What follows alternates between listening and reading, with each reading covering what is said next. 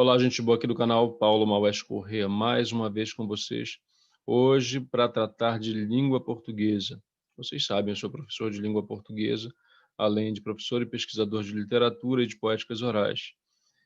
Essa é uma aula destinada principalmente aos meus alunos da Escola Estadual Davi Mufarrege, e essa vai para todas as turmas, independentemente de série, porque em todas as séries a gente precisa entender e aprender, sobretudo, como usar a vírgula. Este é o nosso assunto, uso de vírgula. E eu tenho certeza de que você que não é meu aluno, que está passeando aqui pelo canal, está inscrito e viu a notificação, também vai aprender, ou no mínimo revisar, o uso dessa ferramenta das mais importantes quando se trata de produção textual. Se você gostou do tema e ainda não está inscrito no canal, por favor, fique à vontade para se inscrever, ative esse sininho aí das notificações, deixe depois seu comentário, seu like, enfim. Essa é uma aula que eu classifico como coringa, porque vale para todo mundo, tanto para quem é estudante quanto para quem já é profissional, porque nunca é demais a gente dar uma refrescada na cuca, né? Para sistematizar, não tornar a coisa muito extensa, porque é um assunto complexo, como eu disse, eu fiz uma sequência de slides e eu vou compartilhar com vocês, para ir de modo bem pontual, tá bom? Eis aí o primeiro slide, em que eu identifico o nosso assunto da aula de hoje, o uso da vírgula, o meu nome, aí um comercialzinho para o canal, né? Sempre aproveitando a oportunidade para fazer o merchan, e a gente vai avançando, tá certo? Usa-se a vírgula para... Aí vem uma sequência de quando é recomendável que você use a vírgula, mas ao final, por favor, me acompanhe até o fim, você vai ver os casos extremos, aqueles em que você de forma alguma vai utilizar a vírgula, tá certo? Você utiliza a vírgula para separar o vocativo. Pedro, vem almoçar. Eu coloquei só um exemplo e basicamente vai ser essa dinâmica, a situação, quando se deve usar e um exemplo para ilustrar o vocativo, evidentemente todo mundo sabe o que que é quando você faz um chamamento. Pedro, fulano de tal, por favor, tá bom? Toda vez em que há esse recurso, ele é isolado por uma vírgula, no caso de início de frase, ou por duas vírgulas, quando está no meio da sentença. Por exemplo, vem, vírgula, Pedro, vírgula, almoçar. Vem, Pedro, almoçar. Esse Pedro, que é o vocativo, é o mesmo caso daí, só mudei de posição. Vem entre duas vírgulas, tá certo? Então, regra básica, já temos aqui, o vocativo sempre é isolado por vírgulas. Super fácil, ninguém mais vai esquecer o caso do uso da vírgula quando se trata de vocativo. Vamos ao próximo. Usa-se a vírgula para separar o aposto. O aposto possui uma estrutura muito similar à do vocativo, né? Embora com funções diferentes, né? Olha, o aposto é diferente do vocativo, mas tal como o aposto, ele vem também isolado por vírgulas. Clarice Lispector, vírgula, autora de Felicidade Clandestina, vírgula, duas vírgulas. É um clássico da literatura brasileira.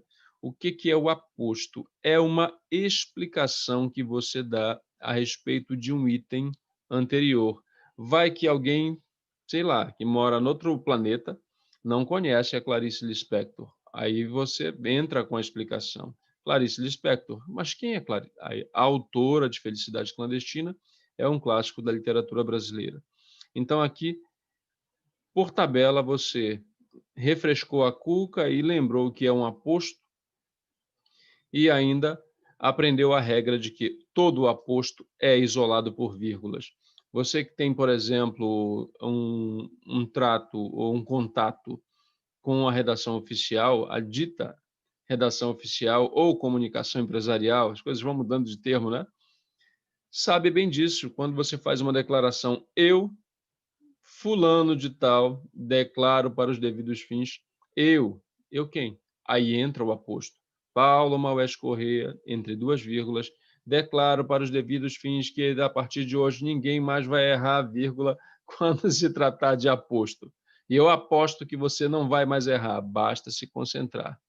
E depois, se tiver dúvida, reveja essa aula aqui e procure, de certa forma, colocar em prática, tá bom? Resolvido em relação ao aposto, né, gente? Temos o vocativo, isolado por vírgulas, aposto, isolado por vírgulas. Então, toda vez que aparecer tanto um quanto o outro, você vai lançar mão desse recurso maravilhoso que é a vírgula. Da mesma forma, você usa a vírgula para separar itens de uma enumeração. Eu dei um exemplo aí. Minha mãe comprou arroz, feijão, farinha, né? Vejam, tem vírgulas separando os itens. Se eu não quiser usar a vírgula depois de feijão, eu posso simplesmente colocar um e, a conjunção e. Minha mãe comprou arroz, feijão e farinha. Mas antes desse e, não vem vírgula. Vocês vão ver por que que não vem mais lá adiante, tá bom? Da mesma forma, você utiliza a vírgula para separar o adjunto adverbial. Aí, no caso, eu utilizei o hoje, né, que remete à ideia de tempo, né? Hoje fiz a leitura de um livro. Isso vale também para o que a gente chama de locução adverbial, quando há uma estrutura bem maior, né? Com no mínimo duas expressões, né? Por exemplo, em 1930, aqui é tempo também, né? Vírgula. Toda vez que houver um tópico adverbial, né, de espaço, de tempo, de modo, infelizmente, vírgula, fulano faltou hoje à aula. Esse infelizmente fica isolado, né? Em Belém, vírgula, tópico adverbial relacionado ao espaço, tá certo? Então, toda vez que houver isso, seja um simples adjunto, seja uma estrutura maior, né, como uma locução, você vai isolar, tá certo? Super simples essa.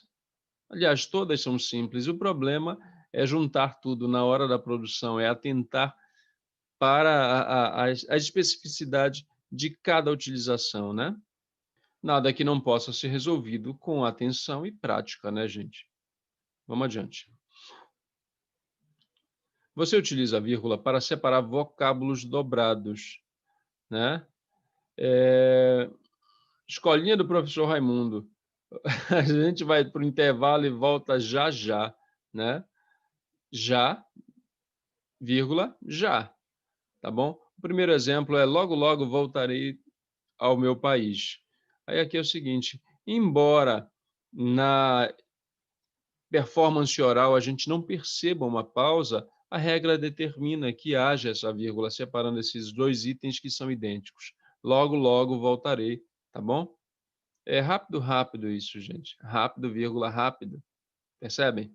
Então, toda vida que houver itens dobrados, vocês vão utilizar a vírgula para separar um do outro. Tá bom? Também não há mistério nesse uso.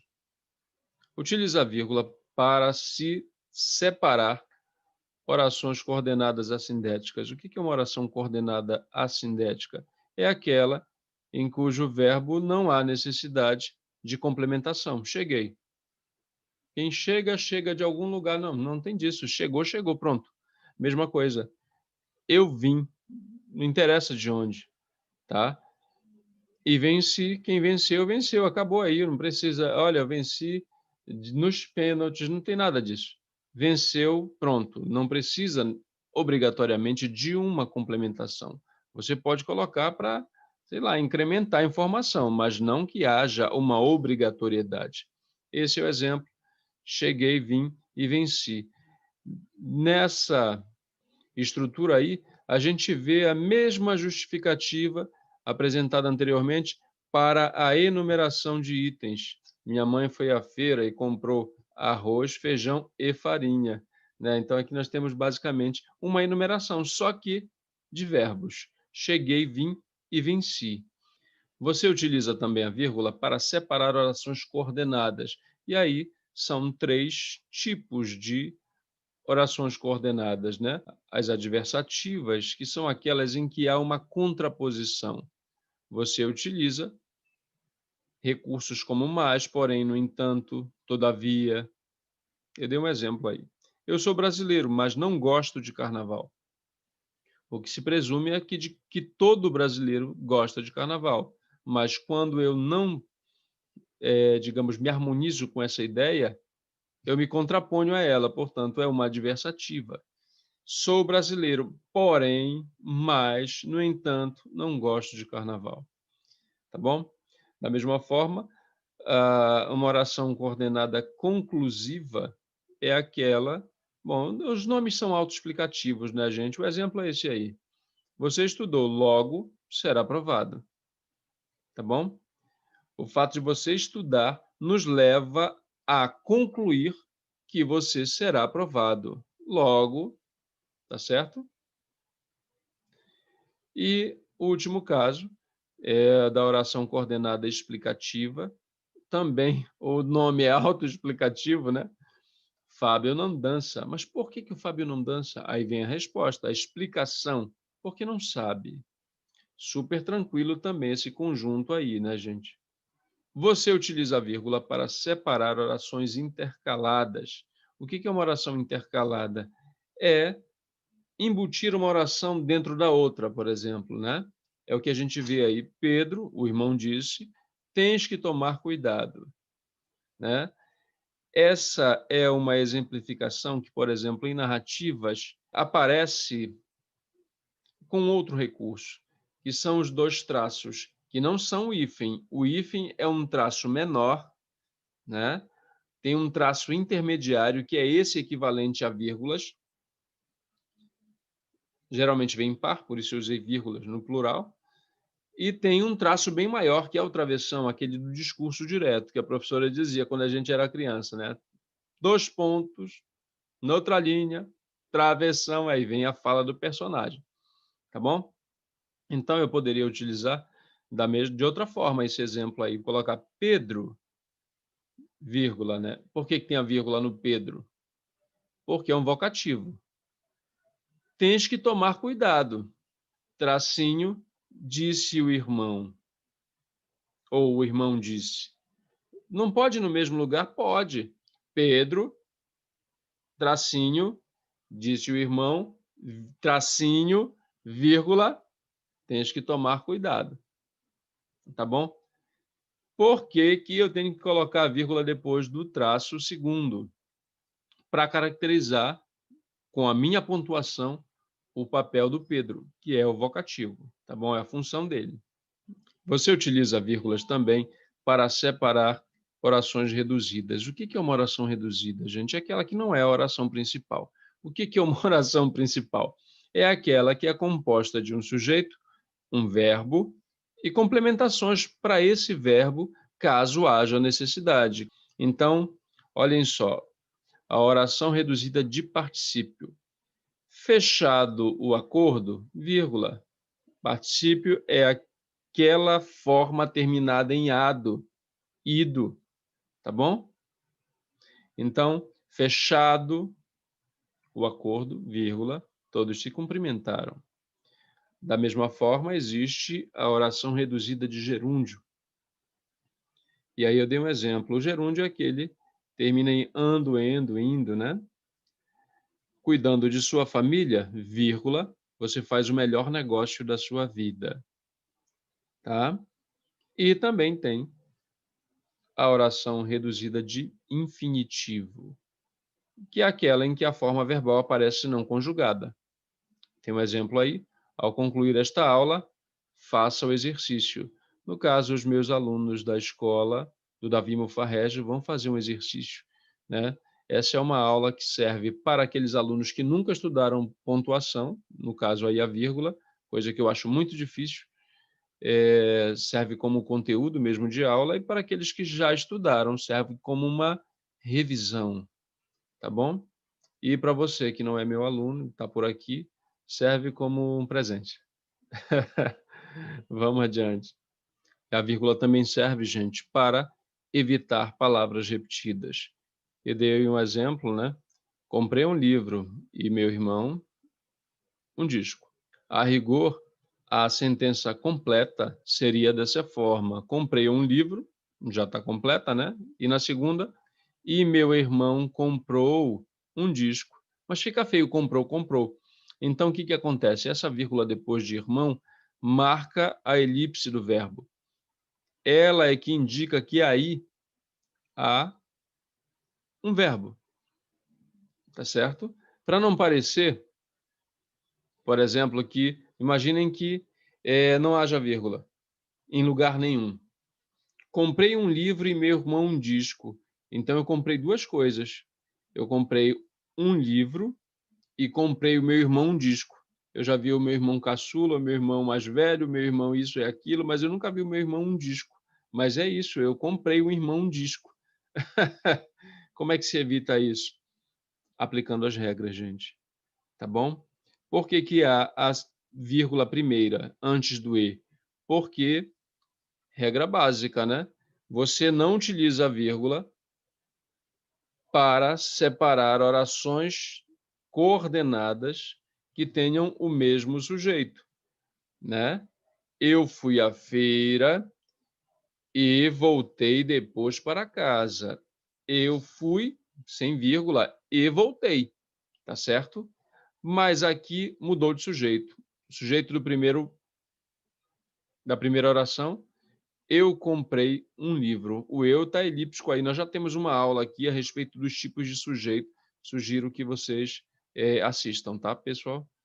Então, aqui, na passagem da primeira para a segunda oração, o sujeito é outro, passa a ser meu irmão. Então, é por isso que eu coloco a vírgula antes do e. Tá certo? Comprei um livro, vírgula, e meu irmão, um disco. É na entonação que você marca a presença do verbo e na escrita é com a utilização da vírgula que você faz isso. Gente, eu tenho certeza que o que já foi visto até aqui já dá uma ajuda em relação a você errar menos, no mínimo errar menos ao pontuar um texto. Mas agora vem o pulo do gato. É quando você não deve usar nunca. Você jamais vai utilizar vírgula para separar sujeito do verbo, tá bom? Então, por exemplo, Pedro é um garoto Pedro é meu filho, gente.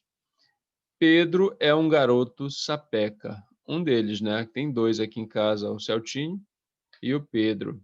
O Celtinho é bem maior que o Pedro, viu, gente? Eles aparecem aqui no canal. O Celtinho lendo, tocando e fazendo zoeira comigo, né? Nas aulas de português, analisando as placas, né? E o Pedro aparece também, de vez em quando, brincando de ser músico, né? Fazendo uma gracinha, e aí é um momento realmente de descontração aqui no canal. Mas voltando, né? Pedro é o sujeito da oração, o verbo é, e aí vem a complementação. Pedro é, complementando, um garoto sapeca.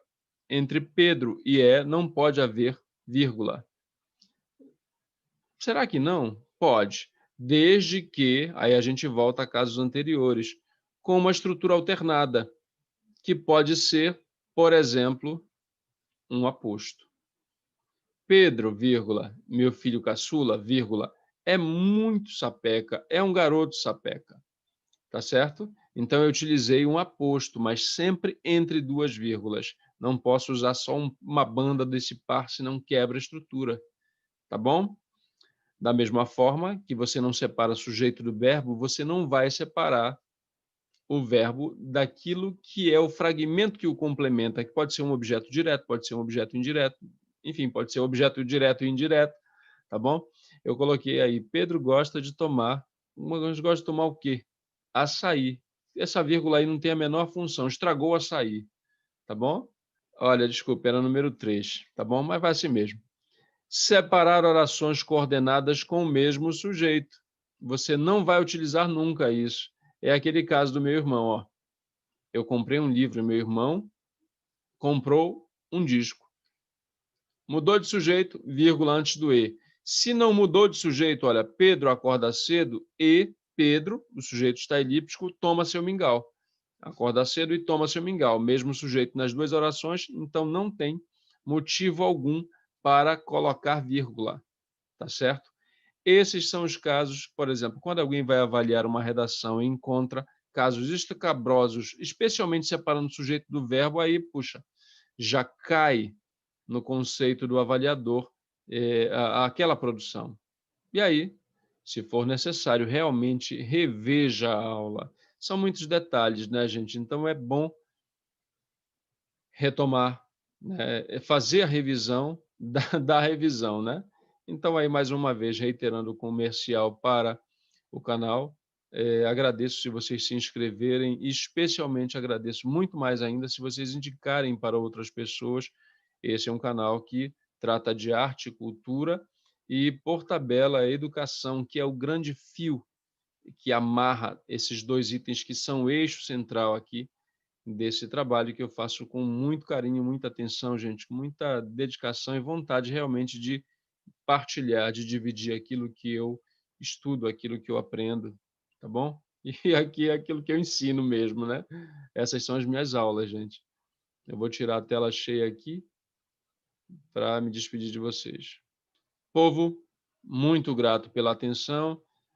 Para os meus alunos, ficam aqui os votos de que consigam fazer o exercício, né, que está postado já na nossa sala virtual. Aos demais, se querem fazer um exercício, eu recomendo que busquem exercícios de pontuação. E aí você tem vários sites aqui que tem, inclusive, com o gabarito. Então, vem uma explicação, por que que você coloca aquela vírgula, por que que você não coloca, tá bom? Mas o roteiro básico dos casos em que você utiliza, dos casos em que você não deve utilizar nunca, é esse que eu expus aqui. Espero que acrescente a formação de vocês, espero que façam proveito. Muito grato. Se inscreve aí, a gente se vê nos próximos vídeos ou então nos outros vídeos que já estão postados. Pode ficar à vontade para passear no canal. O que mais tem aqui é vídeo, muita coisa para você aprender, coisa feita com seriedade. Grande abraço, gente. Até a próxima.